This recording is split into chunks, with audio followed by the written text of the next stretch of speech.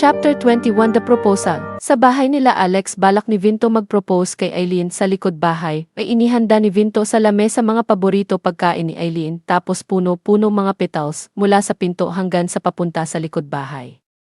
Tapos 5 minuto dumating na si Eileen na galing sa office, ay pagpasok niya ay nakita ni Eileen may petals sa sahig papunta sa pool area, tapos lumakad siya, tapos paglabas ni Eileen sa pool area ay nakita niya si Vinto. Surprise. Sabi ni Vinto. Ano ito? Sabi ni Eileen. Siyempre Valentine's Day. Sabi ni Vinto. Oo, alam ko Valentine's Day ngayon pero mga matanda na tayo. Sabi ni Eileen. Hindi bawal mag-celebrate Valentine's Day mga matanda kagaya natin at saka hindi ka mukha matanda mukha ka nasa 30s. Sabi ni Vinto. Bola. Sabi ni Eileen. Hindi kita binobola, totoo. Honey, may sasabihin ako. Sabi ni Vinto. Ano yun? Honey. Sabi ni Eileen. Nagpapasalamat ako dahil bigyan mo ako ng isang pagkakataon para itama ko mga pagkakamali ko sa'yo at sa kabila ng mga kasalanan ko, thankful ako pinatawad mo ako. Sabi ni Vinto. Oo naman, palagi kita patatawarin kasi mahal kita. Sabi ni Eileen. Lumuhod si Vinto sa harapan ni Eileen. Honey, gusto ko masimula tayo ulit at gusto ko ayusin pamilya natin, sinira ko noon. Sabi ni Vinto. Ipakita ni Vinto yun singsing kay Eileen. Eileen, will you marry me again? Sabi ni Vinto. Yes, Vinto. Sabi ni Eileen. Sinuot ni Vinto yun singsing kay Eileen tapos nayakapan sila. Kinabukasan sa restaurant may ginawa si Gabi para magbigay kay Elma yung chocolate heart. Ang ginawa ni Gabi, bumili siya ng marami chocolate para sa mga staff ng restaurant para di siya mahalata. Sa kusina ay kinausap nila Luis at Marie si Gabi upang magpasalamat sa ibigay nito chocolate. Sir Gabi, thank you sa chocolate bigay niyo sa amin kahit kahapon pa Valentine's Day ay mahabol pa kayo.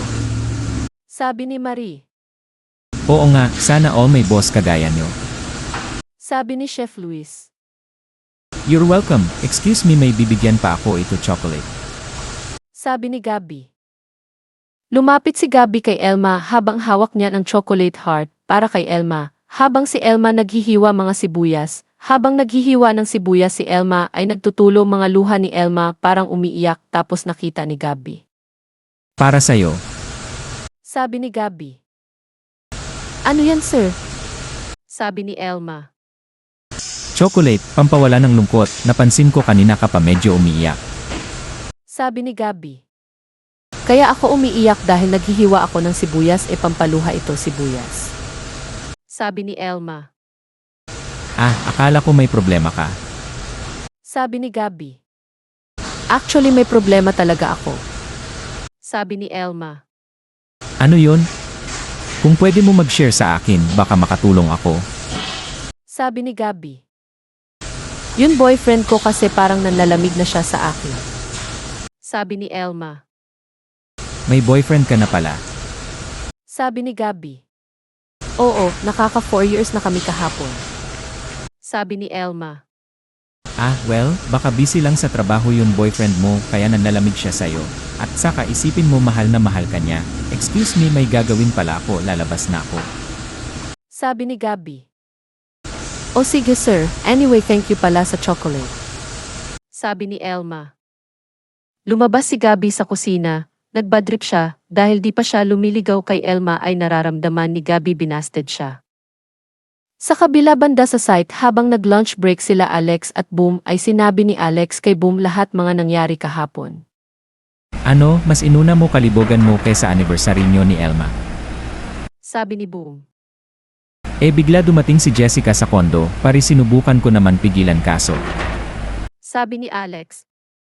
Kaso di ka makapigil kahit mismo araw ng anniversary nyo ng number 1 mo, ay mas inuuna mo magkikipag-sex sa number 2 mo. Sabi ni Boom. Ewan ko ba, every nakikita ko si Jessica ay parang ako nawawala sarili. Sabi ni Alex. Pare, mahal mo pa ba si Elma? O mahal mo na babae yon, di ba sinabi ko wag mo mahalin ang babae mo? Sabi ni Boom. Mahal ko naman si Elma kaso, pare, si Jessica lang mabigay sa akin mga pangangailangan ko bilang lalaki ng di kaya ni Elma. Sabi ni Alex. Like sex? Sabi ni Boom. Oo, alam mo pare sa loob ng 4 years at bago pa umalis si Elma dito ay never kami nagsiping. Alam mo naman conservative si Elma, kahit na aya ako ayaw niya, hanggang kiss lang sa labi. Sabi ni Alex. Paano kung umuwi na si Elma dito, ano gagawin mo kay Jessica? Sabi ni Boom.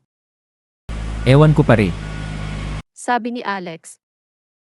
Nahuhulog nga ba si Alex kay Jessica? Abangan ang susunod kabanata. Huwag niyo malimutan mag-like at mag-subscribe na sa channel ito, and thanks for watching.